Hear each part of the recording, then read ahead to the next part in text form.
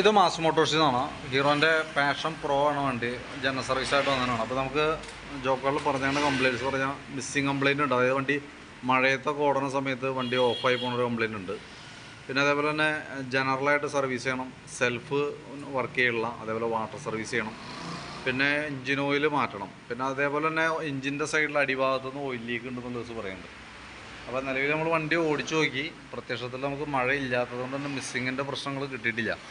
Missing complaint കാണിക്കാമെന്ന് പറഞ്ഞാൽ രണ്ട് രീതിയിൽ കാണിക്കാം. ഒന്ന് പെട്രോളിൻ്റെ പ്രശ്നം കൊണ്ട് വരാം, പിന്നെ ഇലക്ട്രിക്കൽ സംബന്ധമായിട്ട് കംപ്ലയിൻറ്റ് കൊണ്ട് വരാം, പിന്നെ സാധാരണ വരാറ് എയറൊക്കെ ബ്ലോക്ക് വരുമ്പോഴാണ് വരാം. അപ്പോൾ അത് കോമൺ ആയിട്ടാണ്, കാര്യമായിട്ടൊരു പ്രശ്നത്തിലേക്ക് വരാറില്ല.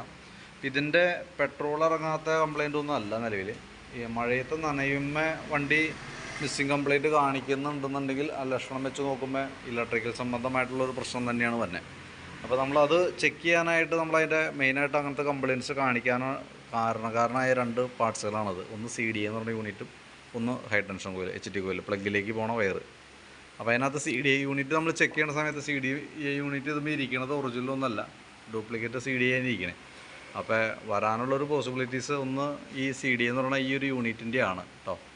പിന്നെയുള്ളൊരു പ്രശ്നം, പിന്നെയുള്ളത് HT ഹൈ ടെൻഷൻ കോയിലിൻ്റെ ആണ്. അത് എനിക്ക് അത്ര അങ്ങോട്ട് പ്രശ്നം തോന്നുന്നില്ല. കാരണം നമ്മളിപ്പോൾ അങ്ങനെ എന്തെങ്കിലും മിസ്സിങ്ങിൻ്റെ പ്രശ്നം വരുന്ന സമയത്ത് നമുക്ക് ഇവിടെ എവിടെയെങ്കിലും എർത്താവണ്ടെങ്കിൽ നമുക്ക് മഴയത്ത് നനയുമ്പോഴുള്ള കംപ്ലയിൻ്റ് ആണെങ്കിൽ എർത്തിങ് കാണിക്കേണ്ടതാണ്. അത് നമ്മളിപ്പോൾ ഓൾറെഡി ബോഡി ടച്ചിങ് എർത്തിങ് ആക്കി നോക്കുമ്പോൾ അങ്ങനെ പ്രശ്നം പ്രത്യക്ഷത്തിൽ കാണുന്നില്ല. അപ്പോൾ മിസ്സിങ് ഓടിക്കുമ്പോൾ നിലവിൽ കിട്ടിയിട്ടില്ല, എന്നാൽ പോലും നമുക്ക് വരാൻ സാധ്യതയുള്ള സംഭവം ഇതാണ്. അപ്പോൾ നിനക്ക് ഫസ്റ്റ് നമ്മളിത് കയറ്റി മാറ്റമൊന്നും വേണ്ട. നിലവിൽ ബാക്കിയത്തെ വർക്ക് കംപ്ലീറ്റ് ചെയ്യാം. അതിന് ശേഷം നമുക്കൊന്ന് സർവീസ് സ്റ്റേഷനിൽ കൊണ്ടുപോയിട്ട് ഒന്നുകൂടി ഒന്ന് വെള്ളമടിച്ച് നനച്ച് പാർട്സുകളൊന്ന് നനച്ചതിന് ശേഷം ഒന്നുകൂടി ഓടിച്ചു നോക്കാം. പിന്നെ അതല്ലെങ്കിൽ മഴ പെയ്യുകയാണെങ്കിൽ മഴയത്തിട്ടൊന്ന് ഓടിച്ചു നോക്കാം. അതിന് ഇപ്പോൾ നിലവിൽ മഴയത്ത് ഓടിക്കാൻ പറ്റിയിട്ടില്ല, മഴ പെയ്തിട്ടില്ല. അപ്പോൾ വരാൻ സാധ്യതയുള്ള രണ്ട് ഐറ്റമാണ് ഈ രണ്ട് ഐറ്റം കേട്ടോ. ഇലക്ട്രിക്കൽ സംബന്ധമായിട്ട് വരാൻ സാധ്യതയുള്ള ഐറ്റംസ്. പിന്നെ ഇഗ്നീഷൻ സ്വിച്ചിൻ്റെ ലൂസ് കോൺടാക്റ്റൊക്കെ വരുമ്പോൾ സാധാരണ രീതിയിൽ വരാറുണ്ട്. പക്ഷേ അതങ്ങനെ അത്ര അങ്ങോട്ട് കാര്യമായിട്ടുള്ളൂ. അങ്ങനെയാണെന്നുണ്ടെങ്കിൽ കൃത്യമായിട്ട് നമുക്ക് ചെക്ക് ചെയ്യുമ്പോൾ ഓടിക്കുമ്പോൾ എന്തെങ്കിലും പ്രശ്നം കാണിക്കേണ്ടതാണ്. അപ്പോൾ അത് നമുക്ക് നോക്കാം. എന്തെങ്കിലും കംപ്ലയിൻറ്റ്സ് ഇപ്പോൾ നമുക്ക് ഓടിക്കുമ്പോൾ ഓൾറെഡി ഇപ്പോൾ വണ്ടി കൊണ്ടുപോയിട്ട് ഒന്ന് കഴുകണ സമയത്ത് കഴുകിയിട്ട് എടുക്കുമ്പോൾ എന്തെങ്കിലും കംപ്ലയിൻറ്റ് കാണിക്കും. അങ്ങനത്തെ ഒരു പ്രശ്നമുള്ള വണ്ടിയാണിത്. അപ്പോൾ അങ്ങനെയാണെന്നുണ്ടെങ്കിൽ കൃത്യമായിട്ട് അത് ഐഡൻറ്റിഫൈ ചെയ്തിട്ട് നമുക്ക് എന്താണെന്ന് വെച്ചാൽ അത് പ്രോബ്ലം പരിഹരിക്കാം. അത് ഞാൻ ആ കംപ്ലയിൻറ്റ് കൃത്യമായിട്ട് കണ്ടതിന് ശേഷം നോക്കിയിട്ട് പറയാം അത് ഏതാണ് അതിൻ്റെ ഡാമേജ് എന്നുള്ളതായിട്ട് കേട്ടോ. പിന്നെ നമ്മൾ സർവീസിൻ്റെ ഭാഗമായിട്ട് നമ്മൾ ചെക്ക് ചെയ്യുന്ന സമയത്ത് ബാക്കിലത്തെ ബ്രേക്ക് നമ്മൾ ക്ലീൻ ചെയ്യാൻ വേണ്ടി അയച്ചാൽ വണ്ടി നമ്മൾ ബ്രേക്ക് ചെയ്യുന്ന സമയത്ത് ചവിട്ടുമ്പോൾ തന്നെ നല്ല സൗണ്ട് വ്യത്യാസമുണ്ട് ബാക്ക് സൈഡിൽ നിന്ന്. അത് ലൈനറിൻ്റെ ആണ്. അതിന്മേൽ കിടക്കുന്നത് പക്കാ ഡ്യൂപ്ലിക്കേറ്റ് ലൈനറാണ്. അത്യാവശ്യം നല്ല രീതിയിൽ സ്ക്രാച്ചസ് കാര്യങ്ങളൊക്കെ ഹബിനകത്ത് വന്നിട്ടുണ്ടാവും. ഈ ലൈനർ ഉപയോഗിക്കുമ്പോൾ തന്നെ ഒരു കോമൺ മിസ്റ്റേക്കാണ് ഇത് കേട്ടോ. നിലവിലിപ്പോൾ നമുക്ക് ക്ലീൻ ചെയ്തിടാം, കാരണം അത് വലിയ പഴക്കമായിട്ടില്ല ലൈനർ. അപ്പോൾ അതുകൊണ്ട് തന്നെ പരമാവധി ഉപയോഗിച്ച് തീർക്കാം. അതിന് ശേഷം മാറ്റിയിടുമ്പോൾ കമ്പനി ഒറിജിനൽ പാർട്സുകളൊക്കെ ഇടാനായിട്ട് ശ്രദ്ധിക്കുക. കാരണം ഞാൻ ഇതിനകത്ത് ഈ മെറ്റീരിയൽ ഇത് ശരിക്കും പറഞ്ഞാൽ ആസ്പെറ്റോസ് മെറ്റലാണ്. ഈ ആസ്പെറ്റോസിൻ്റെ മെറ്റീരിയലാണ് ഈ പറഞ്ഞ ലൈനർ എന്ന് പറയുന്ന പീസ്. അത് പല ക്വാളിറ്റിയിൽ വന്നിട്ടുണ്ട്. അപ്പോൾ ഇതിനകത്ത് നോക്കുമ്പോൾ തന്നെ ഹബിനകത്ത് അത്യാവശ്യം ചെറിയ സ്ക്രാച്ചസ് വന്നിട്ടുണ്ട് ഇതിനകത്ത് കേട്ടോ. കാരണം ഞാൻ പൊടി കിടന്നിട്ട് ഇതിൻ്റെ ഉള്ളിലിട്ട് ശരിക്കും അങ്ങനെ വരപ്പെടുത്തും, അതിൻ്റെ സ്ക്രാച്ച് വരും. അതാണ് സംഭവിക്കുന്ന കേസ്. അപ്പോൾ എന്തായാലും സ്ക്രാച്ച് ആയിട്ടുണ്ട് കുറച്ച്. പിന്നെ ബ്രേക്ക് ചെയ്യുന്ന സമയത്ത് നല്ല രീതിയിൽ സൗണ്ടും വന്നുണ്ട്. അപ്പോൾ നമുക്ക് ബ്രേക്ക് ക്യാമൊക്കെ ഒന്ന് അഴിച്ച് ഗ്രീസ് ചെയ്തിട്ട് ലൈനർ നമുക്ക് ഇത് തന്നെ ഇടാം, ഫുള്ള് ക്ലീൻ ചെയ്യാം, നല്ല രീതിയിൽ ഉരച്ച് ക്ലീൻ ചെയ്ത് റീസെറ്റ് ചെയ്യാം. അപ്പോൾ നമ്മളെന്തായാലും സെറ്റ് ചെയ്ത് പോകുമ്പോൾ കംപ്ലയിൻറ്റ് വരത്തില്ല. കുറേ ഓടിക്കഴിഞ്ഞ് പൊടി അതിനകത്ത് വന്ന് ഹബിൻ്റെ ലൈനറിൻ്റെ ഇടയിൽ വരുമ്പോഴാണ് ആ സൗണ്ട് വരാം. അപ്പോൾ പരമാവധി ലൈനർ ഉപയോഗിച്ച് തീരട്ടെ. തീർന്നു കഴിഞ്ഞാൽ നമുക്ക് മാറ്റിയിടുമ്പോൾ കമ്പനിയായിട്ട് ഇടാം. ആ ഇടുന്ന കൂട്ടത്തിൽ കൂടെ നമുക്ക് ഇതൊന്ന് ഹബ് ലെയ്ത്തിൽ കൊടുത്തു കഴിഞ്ഞാൽ ഒന്ന് പോളിഷ് ചെയ്ത് കഴിഞ്ഞാൽ ആ ബ്രേക്ക് നല്ല പക്കയായിട്ട് കിട്ടുകയും ചെയ്യും. പിന്നെ ചെയിൻ ചെറിയൊരു ലൂസൊക്കെ ഉണ്ട്, പുതിയ ചെയിനാണ്. അപ്പോൾ ചെയിൻ ടൈറ്റ് ചെയ്താൽ മതി, വേറെ കുഴപ്പമൊന്നുമില്ല. എയർ ഫിൽറ്ററൊക്കെ നമ്മൾ ചെക്ക് ചെയ്തു. എയർ ഫിൽറ്റർ കുറച്ച് പൊടിയൊക്കെ ഉണ്ടെന്ന് നമ്മൾ എയർ അടിച്ച് ക്ലീനാക്കി റീസെറ്റ് ചെയ്യാം. പിന്നെ കാർബറേറ്ററിൻ്റെ ഭാഗത്തേക്ക് നോക്കുമ്പോൾ ഇവിടെയൊക്കെ ചെറിയ ലീക്കേജ്, പെട്രോളിൻ്റെ ലീക്കേജ് കാര്യങ്ങളൊക്കെ കാണുന്നുണ്ട്. ശരിക്കും കാർബറേറ്റർ ഒന്ന് അഴിച്ച് ക്ലീൻ ചെയ്യേണ്ടത് അത്യാവശ്യമാണ്. പക്ഷേ ഇപ്പോഴത്തെ പെട്രോളിൻ്റെ ഒരു ക്വാളിറ്റി വെച്ച് നോക്കുമ്പോൾ നമ്മൾ കാർബറേറ്റർ അഴിക്കണ സമയത്ത് അതിൻ്റെ ഉള്ളിൽ വല്ല ഫംഗസ് പിടിച്ചേക്കണ പോലെ ദ്രവിച്ചൊക്കെ ഇരിക്കുന്നുണ്ടെങ്കിൽ ചിലപ്പോൾ റീസെറ്റ് ചെയ്യുന്ന സമയത്ത് ഓവർഫ്ലോ വരാനുള്ള സാധ്യതയൊക്കെ ഉണ്ട്. പക്ഷേ എങ്കിൽ കൂടി ഒന്ന് ക്ലീൻ ചെയ്ത് ഇടുന്നത് നല്ലതാണ് കേട്ടോ. അത് നമുക്ക് അഴിച്ച് നോക്കിയാലാണ് ഉള്ളിലത്തെ അവസ്ഥ അറിയാൻ പറ്റുള്ളൂ. അപ്പോൾ കാർബറേറ്റർ ക്ലീൻ ചെയ്യാനായിട്ട് ഉദ്ദേശിക്കുന്നുണ്ടെങ്കിൽ പറയണം, അതനുസരിച്ച് എസ്റ്റിമേറ്റ് ചെയ്യാൻ പറയാം. ഏകദേശം നമുക്കൊരു 500-550 രൂപയാണ് നമുക്ക് കാർബറേറ്റർ ക്ലീനർ ഉപയോഗിച്ച് കാർബറേറ്റർ ക്ലീൻ ചെയ്ത് റീസെറ്റ് ചെയ്യുമ്പോൾ. അപ്പോൾ നല്ല ഫ്രഷ് ആയിരിക്കും. പക്ഷേ അതിൻ്റെ ഒരു സൈഡ് എഫക്റ്റ് എന്ന് പറഞ്ഞാൽ ഒരു പക്ഷേ നമുക്ക് ഈ കാർബറേറ്റർ ഫ്ലോട്ട് വാൽവ് ഒന്ന് അടയണ ഭാഗത്ത് ഈ ഫംഗസ് പോലെ അങ്ങനെ പിടിച്ചിട്ട് പൊടി പോലെ അങ്ങനെ ആയിരിക്കുന്നുണ്ടെങ്കിൽ റിപ്പീറ്റ് നമ്മൾ സെറ്റ് ചെയ്യുമ്പോൾ ഓവർഫ്ലോ അങ്ങനത്തെ പെട്രോൾ ഓവർഫ്ലോ വരാനുള്ള സാധ്യത കൂടുതലാണ്. അപ്പോൾ അതും കൂടി അറിഞ്ഞിട്ട് വേണം പെർമിഷൻ തരാനായിട്ട് കേട്ടോ. അങ്ങനെ വന്നാൽ പിന്നെ കാർബറേറ്റർ മാറ്റി വയ്ക്കലേ തരുള്ളൂ.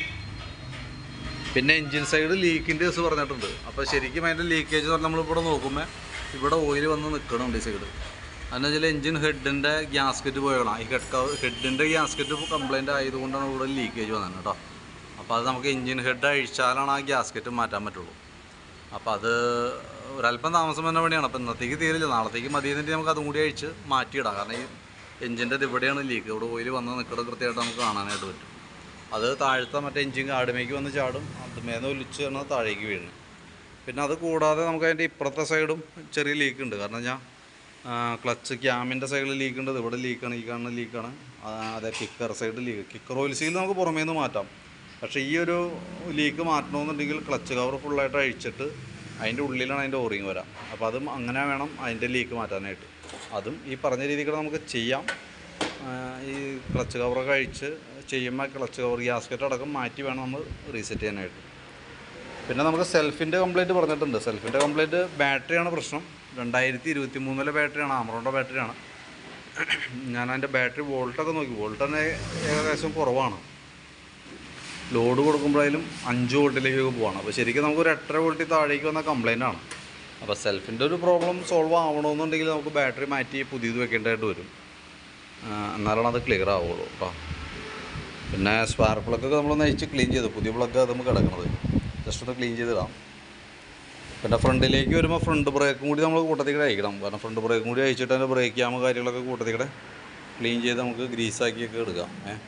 പിന്നെ കോൺസെപ്റ്റ് ചെറിയൊരു ഗട്ടറിൽ ചാടിയാൽ പോലും ഹാൻഡിലുമ്പോൾ നമുക്കിങ്ങനെ ഫ്രണ്ടിൽ ഇങ്ങനെ കിടന്ന് ഇളകണ പോലെ ഒരു ഫീലുണ്ട്. അത് ചെറിയൊരു ഗട്ടറുള്ള വഴിക്കൊക്കെ പോകുകയാണെങ്കിൽ ഹാൻഡിലുമ്പോൾ നമ്മൾ പിടിക്കുമ്പോൾ എവിടെയോ കിടന്ന് ഇളകണ പോലെ ഒരു ഫീല് നിങ്ങൾക്ക് കിട്ടിയിട്ടുണ്ടാവും.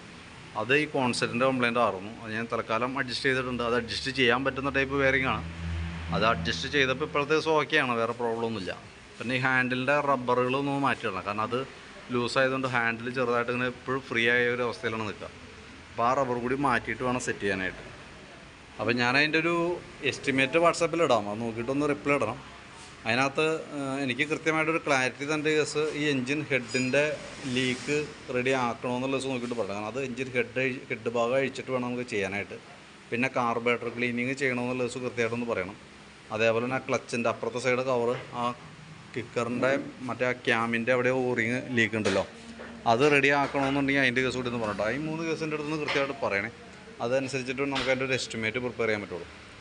അപ്പോൾ ഞാനത് ബാക്കിയത്തെ ഉൾപ്പെടുത്തിയിട്ടുള്ളൊരു എസ്റ്റിമേറ്റ് ഇടാം. അതിനകത്ത് ഇപ്പോൾ ജനറൽ സർവീസിൻ്റെ ഭാഗങ്ങൾ വന്നത് സർവീസിൻ്റെ ഉൾപ്പെടുത്താം. ബാറ്ററി എന്തെങ്കിലും കംപ്ലയിൻ്റ് ആണ്, അപ്പോൾ ബാറ്ററി ഞാൻ എസ്റ്റിമേറ്റിൽ ഉൾപ്പെടുത്തുന്നുണ്ട്.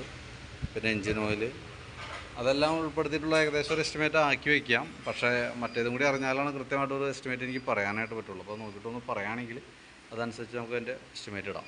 അതിനകത്ത് മിസ്സിങ്ങുമായി ബന്ധപ്പെട്ട് CDIയുടെയും HD കോയിലെ കാര്യങ്ങളൊന്നും നമ്മൾ എസ്റ്റിമേറ്റ് ഉൾപ്പെടുത്തുന്നില്ല. അത് കംപ്ലയിൻറ്റ് കൃത്യമായിട്ട് നമുക്ക് കൺഫേം ചെയ്തതിന് ശേഷം ഏത് പാർട്സാണ് ഡാമേജ്, അപ്പോൾ അതിൻ്റെ ആ എമൗണ്ട് അഡീഷണൽ നമ്മൾ കണ്ടാൽ മതി.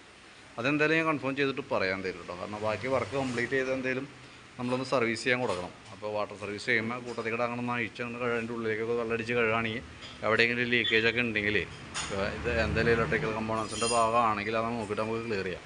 പ്രത്യക്ഷത്തിൽ അതിൻ്റെ സോക്കറ്റ് കാര്യങ്ങളൊക്കെ നമ്മളൊന്ന് ക്ലിയർ ചെയ്തിട്ട് കൊടുക്കാം. അപ്പോൾ ചെറിയ എന്തെങ്കിലും കേസ് അങ്ങനെ എന്തെങ്കിലും ഉള്ളതാണെങ്കിൽ ഞങ്ങൾ മാറിപ്പോകുള്ളൂ. ഞാൻ നോക്കിയിട്ടാണ് പ്രത്യേകിച്ച് കണ്ടൊന്നുമില്ല. ക്ലാവ് പിടിച്ചിരിക്കുകയോ അങ്ങനത്തെ ലൂസ് കോൺടാക്റ്റോ അങ്ങനത്തെ പ്രശ്നങ്ങളൊന്നും കണ്ടില്ല. അപ്പോൾ വേണമെങ്കിൽ നമുക്ക് ആ രീതിയിലും നോക്കാം കേട്ടോ.